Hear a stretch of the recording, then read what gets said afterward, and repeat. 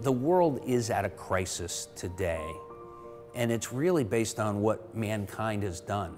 Now, we didn't know that we were actually destroying the Earth.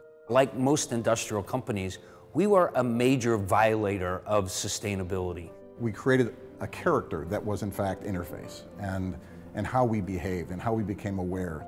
The Interface Monster is an amalgamation of several different parts of factories. So we can see spools and lines going around and how the carpets are being fabricated out of him. We try to make that mix between something that has the texture and the reality of a live action film, but it also has the look and the color palette and the flatness of an illustrated book.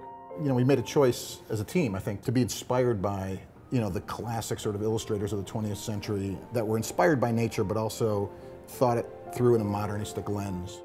We needed a hero to get the attention of the monster, and we sort of thought that having a small girl be the hero was a nice juxtaposition. And what's cool about that is it really was one customer asking us what we were doing about the environment to change the direction of the company. It's one person.